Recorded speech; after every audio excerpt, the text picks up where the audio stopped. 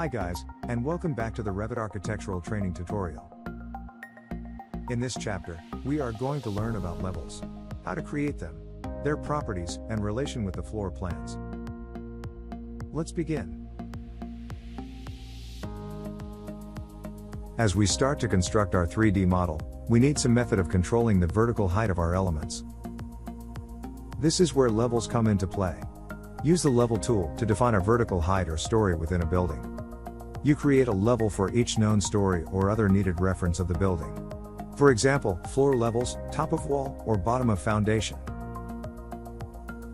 The correct use of levels will ensure that your model can readily be adjusted with the minimum of effort.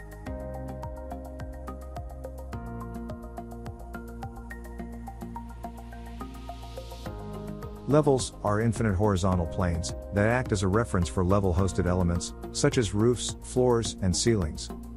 These series of infinite, invisible horizontal planes don't have horizontal boundaries.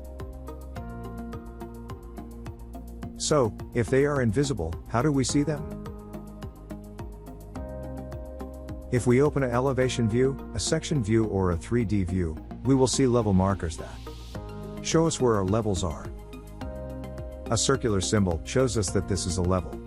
Each level has a name, and it can be changed according to the project's needs. The elevation value is shown for each level, and it also can be easily changed.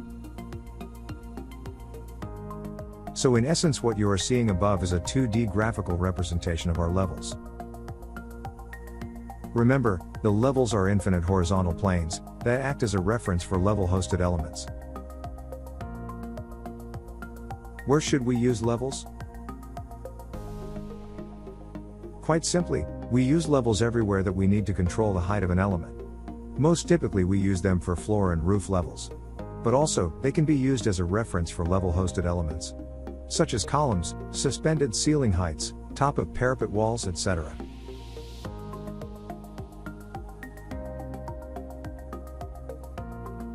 In order to create additional levels in your project, you need to first be in an elevation or section view. You can also select a 3D view and select any of the lateral views in the view cube.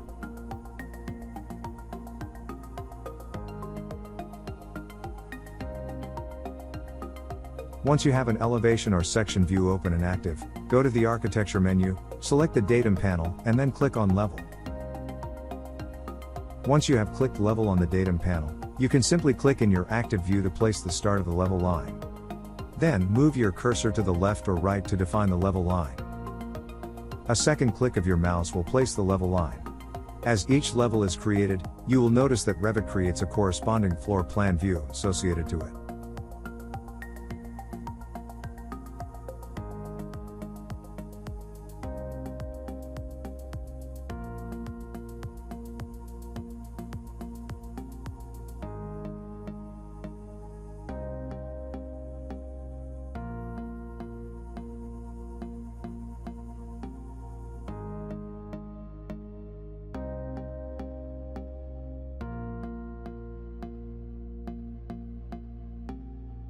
Adjusting the elevation of a level. When you are creating new levels in your project, you don't need to be too precise about placing them at the correct height. There are a few different methods for adjusting the elevation of a level. You can simply use the Move tool to move the level line up or down in a view.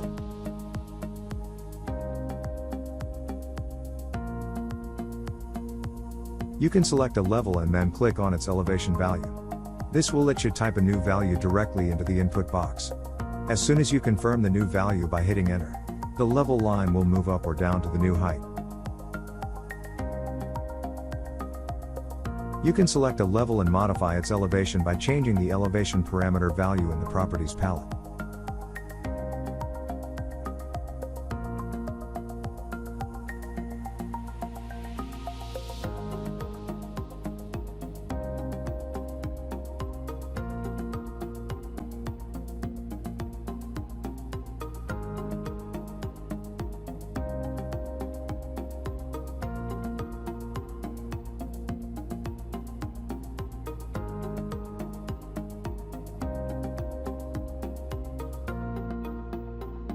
Each level in your project must have a unique name.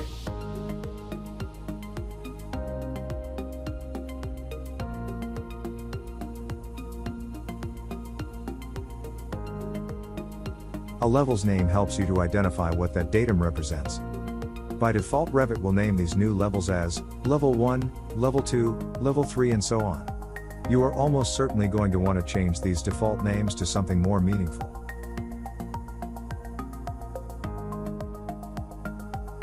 To do so, quite simply select a level and then click on its current name, and then, type a new name into the text box.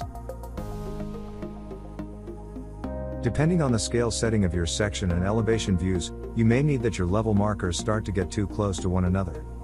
When this happens, we can use the elbow tool at our disposal to help with this. This results in being able to crank the level head above or below the actual level line.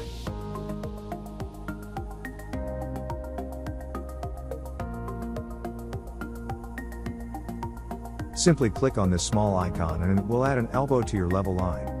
You can see how the level marker and its info are now cranked up above the actual level line. The small circle allows you to adjust the horizontal position of the level head and its info in the view. Just place your cursor over this control, hold down your mouse button and drag the level head to the left or right.